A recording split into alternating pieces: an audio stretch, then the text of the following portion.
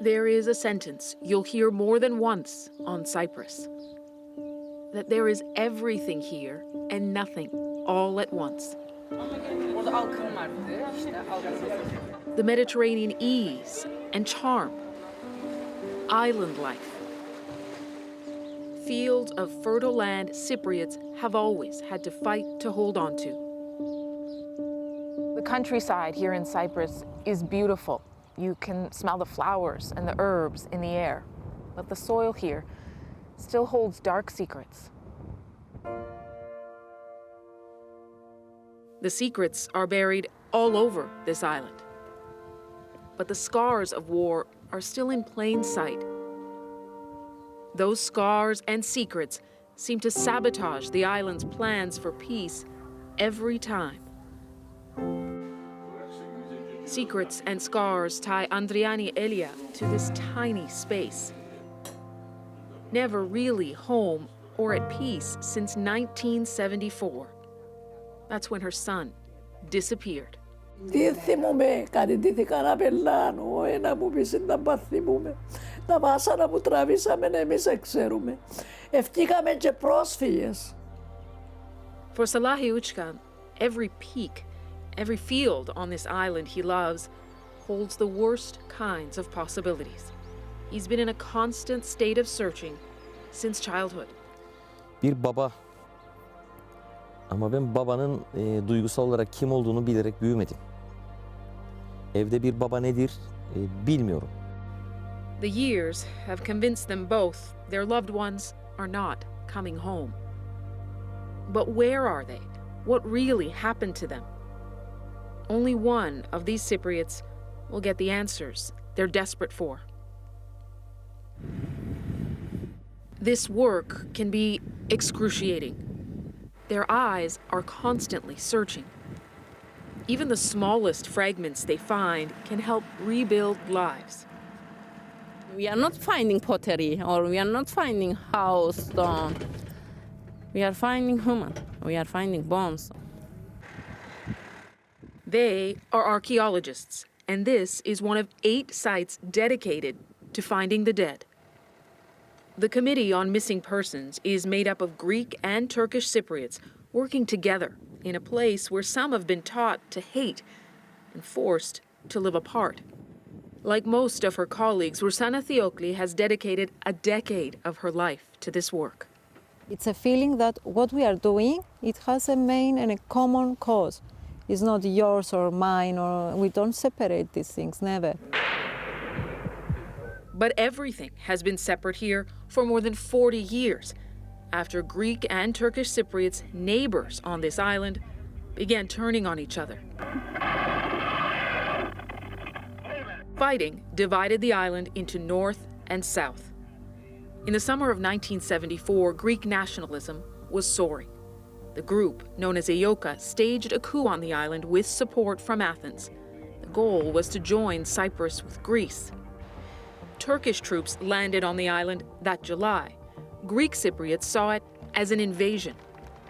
But Turkey insists it was there to intervene, to protect the Turkish Cypriot minority from the coup. For them, the war had started long before 1974. By the 1960s, British rule had ended, but the impact of divide and conquer was clear. The brief period of peace between Turkish and Greek Cypriots as they governed themselves started to crumble, and Cypriots started to disappear. Today, you won't find a great wall separating this island's 2 sides, but Cyprus is divided. One side for Turkish Cypriots, the other for Greek Cypriots, and the UN buffer zone in between. The CMP lab sits in that protected zone, but inside, borders are brushed aside. The scientists here have identified 700 sets of remains so far, victims from both deadly periods and both sides of the conflict. These remains on this table that you can see were located in the same burial, but the burial was disturbed. So here you cannot see a complete skeleton. It can take the CMP up to 3 years from excavation to DNA analysis to identify a set of remains. Some families will get a full coffin. Others, just a small box. For us, it's a success when we can identify a person, okay, on a scientific level, but mainly it's successful because you know that one more family will have an answer. So emotionally, it's rewarding, I can say that. And also then, because after we identify a person, what you can see from the bones, then you have the real information, and then these bones actually become a real person. Real people, not politics or peace talks, are the priority here. No one takes sides. But there is an enemy. Time. Witnesses who've kept secret what they've seen for years are dying. Ergin Konuksever's career has called on him to bear witness more than once. He was already an experienced war photographer when he landed on Cyprus in 1974. He snapped these images as Turkish soldiers captured 5 Greek Cypriot troops. The lieutenant had a message for his captives. Korkmayın dedi, bir şey olmayacak size dedi. Söyledi yani üstelik, size bir şey olmayacak dedi. Korkmayın, iyisiniz dedi falan. They were safe until Turkish Cypriot village fighters arrived. Mücahitlere anlatamadık onu. Mücahitler hepsini vurdu, öldürdü. It was a hell. Everything, the bombs, they are coming like a rain. So it was a hell. Andreas Dimitriades was a surgeon, readying his hospital for the barrage of victims pouring in. In that hell, the journalist and the doctor would define what Cyprus was and could be. Ölüme götürüyor bizi. Bizi dedim ölüme götürüyor. Bak dedim, ben sana söyleyeyim. Daha bir lafım bitti. Bir ateş başladı. Arabanın ön camından bir mermi girdi içeri. Konuksever was shot and taken to a Greek Cypriot hospital. There, the people tasked with keeping him alive attacked. Birkaç tane hemşire kadın falan beni yumruklamaya başladı, yattım yani. Türk gelmiş diye. Yumrukluyorlardı. I rushed and I pushed everybody away and I told them, let this man, don't bother him. I am a doctor. I have the oath of Hippocrates, and from now on, you do your job. The journalist was eventually whisked away by aid workers who took him back to Turkey. The doctor returned to the countless emergencies before him. The two would not meet again until 2009, 35 years after that night in the hospital. He embraced me, he cried, I cried. It changed my life as a human being. The pair's story is legendary. Fate forced them together, but they chose to make peace. Travel north, though, and you'll find a different example of what war has left behind in Cyprus. This town, Kyrenia, called Girne in Turkish, like the entire northern part of this island, is not recognized by any international body as a country. World powers still see Turkey's presence as an invasion. That means heavy sanctions and restrictions for people here.